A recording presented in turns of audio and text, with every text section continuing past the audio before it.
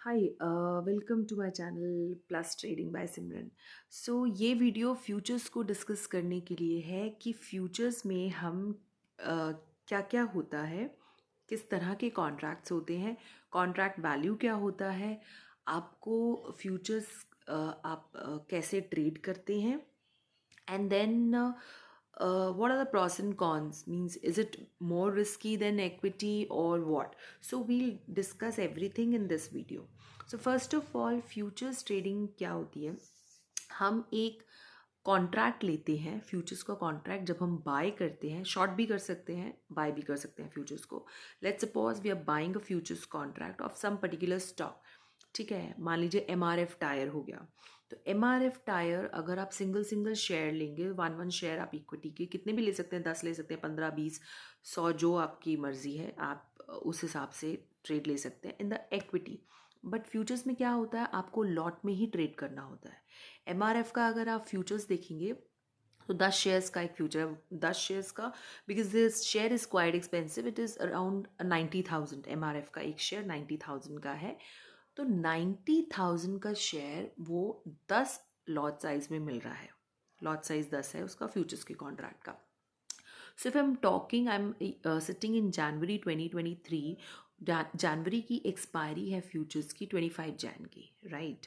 आप फ्यूचर्स में देखें एक्सपायरी तो 25 जैन की है। 10 शेयर्स का उसका लॉट साइज है, उसका कॉन्ट्रैक्ट।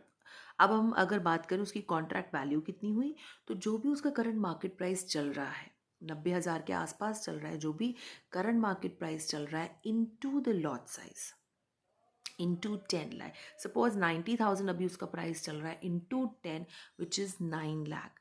तो 9 लाख उसकी कॉन्ट्रैक्ट वैल्यू हो गई, MRF के एक फ्यूचर्स के कॉन्ट्रैक्ट की वैल्यू हो गई 9 लाख। अब अगर मुझे फ्यूचर्स का कॉन्ट्रैक्ट लेना है तो 9 लाख रुपए देने पड़ेंगे। पर अब प्लस पॉइंट इज, अब सभी के पास इतने पैसे नहीं होते कि 9 लाख सबमिट करके एक आप contract low. So the what is the benefit given here by the broker is, आपको सारा पैसा कॉन्ट्रैक्ट वैल्यू का सबमिट नहीं करना है, आपको अराउंड 10 या 20% देना होता है। अगर 9 लाख की कॉन्ट्रैक्ट वैल्यू बन रही है, आपको सिर्फ उसका सपोज 20% देना है, विच इज़ 1,80,000, राइट। तो आपको उतना ही कॉन्ट्रैक्ट, उतना मार्जिन देना है, that is called margin money. Contract value is 9 lakh. अगर इसका आप 10% सपोज कर रहे हैं, 20%, लेट्स सपोज 10% कर रहे हैं, तो 10% 9 लाख का हुआ 90,000। तो आपको 90,000 देना है, which is called as margin money. ये मनी आपको पहले ही देनी होती है ब्रोकर को फॉर द सेफ्टी। अब इस मार्जिन मनी को ब्रोकर कैसे यूज़ करता है, मान लीजिए आपका बाय पोजीशन ट्रिगर हो गई है, बाय पोजीशन में है आप उसके फ्यूचर्स कॉन्ट्रैक्ट के। अब जो भी आपको शेयर प्राइस अगर आपके लेने के बाद ऊपर जाता है या नीचे जाता है, जो भी होगा वो आपका प्रॉफिट या लॉस आपके मार्जिन मनी से डिडक्ट होगा या ऐड होगा, राइट। अगर 90,000 के बाद नीचे जा रहा है शेयर, तो जो भी लॉस है वो आपके मार्जिन मनी से एडजस्ट होगा, right. And that is why अब ये मार्जिन मनी ब्रोकर डिसाइड करता है कितना होना चाहिए। सबका अलग अलग रहता है, किसी का 10%, किसी का 15, किसी का 20%। तो ये ब्रोकर डिसाइड करता है और ये चेंज भी होता रहता है, लॉट साइज भी चेंज होता रहता है। तो आपको देखना पड़ेगा, इतना फ्रीक्वेंट लॉट साइजेस चेंज नहीं होते। Like Tata steel, if I talk about the lot size was 4250 earlier, now it's 5500। It's a heavy stock, so Tata's heavy size. So Tata steel का लॉट साइज बदला है recently, around a month ago और 20 days अगो। तो lot size change होता रहता है, आपको ध्यान रखना पड़ेगा। मार्जिन मनी भी एज पर ब्रोकर डिसाइडेड होती है, चेंज होती है, चेंज होती रहती है। So this is called the contract value and the margin money. अब आपने फ्यूचर्स का एक लॉट ले लिया। Now I told you about stock futures. अगर यही मैं इंडेक्स फ्यूचर्स की बात करूं, अगर आप बैंक निफ्टी फ्यूचर्स में ट्रेड करते हैं, now the futures contract is also of three, comes with 3 expiries. If I am sitting in January, तो जनवरी की जो भी expiry, it is near future contract. If I am sitting, sorry, if I'm buying the future contract for February next month, that is the next. If I'm buying for March, that is far expiry. So near, next and far expiry, 3 expiries के साथ आपके पास futures contract आता है. One more point to be noted here, futures का जो price है वो equity के प्राइस के हिसाब से मूव करता है. आप अगर चार्ट्स खोलेंगे फ्यूचर्स का एंड इक्विटी का किसी भी स्टॉक का, तो आपको वो चार्ट सेम, ऑलमोस्ट सेम दिखेगा. That is the beauty. जैसे जैसे इक्विटी का प्राइस मूव करता है वैसे ऑलमोस्ट सेम फ्यूचर्स का प्राइस मूव करता है. ज़्यादा पॉइंट्स का फ़र्क नहीं होगा. आप एक स्टॉक का फ्यूचर का चार्ट खोलिए, एक स्टॉक का इक्विटी का चार्ट खोलिए, आपको दिखेगा कि करंट मार्केट प्राइस दोनों का ऑलमोस्ट सेम चल रहा है. थोड़े ही पॉइंट्स का ऊपर नीचे फ़र्क है. सो जिस तरह से इक्विटी में फ़र्क आएगा उसी तरह से फ्यूचर्स में भी फ़र्क आएगा. अगर इक्विटी का प्राइस फॉल कर रहा है फ्यूचर्स भी फॉल करेगा. इक्विटी राइज कर रहा है तो फ्यूचर्स भी राइज करेगा. So this is how the equity and futures chart move hand in hand, almost similar. Now let's talk about, अब जो फ्यूचर्स के कॉन्ट्रैक्ट की एक्सपायरी होती है वो लास्ट थर्सडे होती है. मंथ का लास्ट थर्सडे, जो भी मंथ का last Thursday, that will be the expiry of the futures contract. अगर वो last Thursday in case holiday है तो 1 day before, not after, 1 day before, तो वो वेंसडे को एक्सपायर करना पड़ेगा. आपको स्क्वायर ऑफ करना पड़ेगा. अगर आप नहीं करते हैं तो चार्जेस लगते हैं, राइट? तो आपको ध्यान रखना है कब कॉन्ट्रैक्ट एक्सपायर कर रहा है, आपको उस दिन स्क्वायर ऑफ करना है. थर्सडे अगर हॉलीडे है मंथ का, I am just talking about stock future क्योंकि सबकी एक्सपायरी अलग अलग होती है. आई am talking about stock future and index future, right? Index future same day expire होता है last Thursday of the month. अगर वो छुट्टी है तो आप एक दिन पहले करेंगे. Stock futures and options last Thursday नहीं होते, एक दिन पहले होते हैं.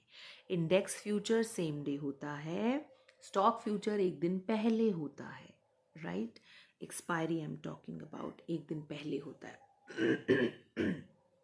नाउ अब क्या होता है, कॉन्ट्रैक्ट वैल्यू निकालने का आपको मैंने बताया फॉर्मूला कि अगर आप लॉट साइज जो भी है उसका, फ्यूचर्स का लॉट साइज इनटू जो करंट मार्केट प्राइस चल रहा है इसको मल्टीप्लाई करेंगे तो आपके पास कॉन्ट्रैक्ट वैल्यू आएगी. अगर आप बैंक निफ्टी फ्यूचर्स की बात करें उसका लॉट साइज 25 है.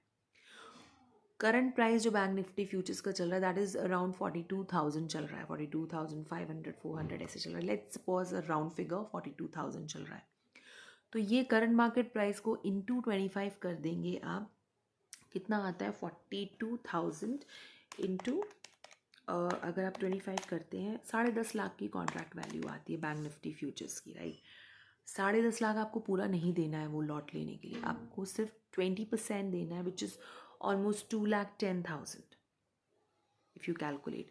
सो 2 लाख के आसपास आपको देना है और आपको जो वैल्यू मिल रही है वो 10.5 लाख की है. So this is the plus point. आपको बहुत लीवरेज मिलती है फ्यूचर्स को बाय करने के लिए क्योंकि आपको सारा पैसा नहीं देना होता, आपको कुछ इनिशियल मार्जिन मनी ब्रोकर के पास सबमिट करना होता है. This is the plus point. The minus point is futures are very very risky. They are very very risky and इसलिए ज़्यादातर लोग फ्यूचर से दूर रहते हैं. बट देन रिस्क तो स्टॉक मार्केट में है ही, you can not deny risk anywhere in the stock market.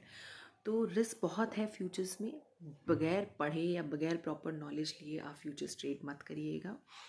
तो रिस्क क्या है, अगर आपका let's suppose I am taking bank Nifty future, 42,000 का प्राइस चल रहा है, अगर वो नीचे आके 40,000 हो गया, 2,000 पॉइंट गिर गया, 40,000 का प्राइस रह गया तो आपको 2,000 का नुकसान एक शेयर पे होगा. पर आपने पूरा लॉट ले रखा है 25 लॉट साइज है तो 25 इंटू 2,000 विच इज़ 50,000. आपकी मार्जिन मनी जो 2,10,000 आपने सबमिट की थी, 20% ऑफ 10.5 लाख, उसमें से 50,000 कट जाएगा. लॉस आपको पूरे लॉट साइज पे उठाना पड़ेगा, एक शेयर पे नहीं, बिकॉज आपने पूरा लॉट लिया है. अगर एक शेयर 2,000 से फॉल करता है तो 25 है आपके पास, 50,000 का लॉस होगा. और 2,10,000 में मान लीजिए 2 लाख में से 50,000 गए और ऐसा अगर 3 बार हुआ, 4 बार हुआ, your capital goes out, it wipes away. So the risk is very very high in futures. और यही अगर आपने एक ही शेयर लिया होता तो आपको दो ही हज़ार का लॉस उठाना पड़ता. पर अगर आप पूरा कॉन्ट्रैक्ट ले रखा है फ्यूचर्स का तो आपको 50,000 का, 2,000 और 50,000 में बहुत फ़र्क है, राइट. सिमिलरली फ्यूचर्स में क्या होता है, प्लस पॉइंट की ब्रोकरेज कम लगती है. जहाँ आप इक्विटी में डील करते हैं, मान लीजिए अगर 1,000 रुपये के आसपास आपकी ब्रोकरेज लग रही है इन शेयर्स पे, तो आपको फ्यूचर्स में 200 या 300 रुपये की ही ब्रोकरेज लगेगी, राइट. तो ये एक प्लस पॉइंट होता है. The brokerage is less in futures trading as compare to the equity. But futures को आप बहुत deep analysis and deep study के बाद ही ट्रेड करिएगा. Half knowledge is very very dangerous. Half knowledge के साथ आप फ्यूचर्स ट्रेड मत करिएगा, right. Now margin money I have told you. अब जैसे फ्यूचर्स एक्सपायर होता है, जिस दिन एक्सपायरी होती है, तो 3 चीज़ें हो सकती हैं. या तो फ्यूचर्स का प्राइस, या तो स्पॉट, राइट, क्योंकि स्पॉट के साथ साथ फ्यूचर्स मूव करते हैं. Spot means equity, I mean से इक्विटी. या तो इक्विटी का प्राइस ऊपर जाएगा, एक्सपायरी के दिन तक ऊपर जा चुका है आपके लेने से, या वो नीचे जा चुका है, या वो सेम है. सेम है तो there is no profit and no loss, right. अगर स्पॉट का प्राइस ऊपर जा चुका है तो आपको प्रॉफिट होगा, क्योंकि फ्यूचर्स भी ऊपर जाएगा. अगर स्पॉट का प्राइस एक्सपायरी के टाइम पे नीचे जा चुका है आपके लिए हुए प्राइस से, तो आपको लॉस होगा. This is a very basic thing, right. और आपको ये मैंने बताया है, आप जो मार्जिन मनी ब्रोकर के पास सबमिट करते हैं, जो भी आपको दिन का MTM दिखाता है, विच इज़ नेगेटिव और पॉजिटिव कुछ भी हो सकता है, वो आपके मार्जिन मनी से एडजस्ट होता है डेली बेसिस पे, right. That is why we submit margin money to the broker. And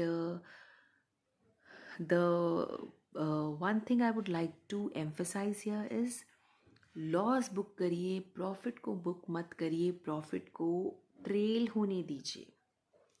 जल्दबाजी मत कीजिए प्रॉफिट बुक करने की. लॉस को बुक करिए, जहाँ आपको लॉस काटना है वहाँ आप काटिए. प्रॉफिट को बुक नहीं करिए, प्रॉफिट को ट्रेल करिए. ट्रेल मेरा एक वीडियो में मैंने समझा रखा है आप कैसे ट्रेल करते हैं. आप स्टॉप लॉस, धीरे धीरे आपका स्टॉप लॉस ऊपर शिफ्ट होता रहता है जब स्टॉक आपके फेवर में मूव करता है, या डाउन आपने सेल ले रखा है तो स्टॉप लॉस नीचे नीचे मूव करता रहता है जब स्टॉक आपके फेवर में मूव करता है. सो आप ट्रेलिंग करिए, आप बुक मत करिए प्रॉफिट को, right. And best of luck for your trading journey. Wish you all the very luck.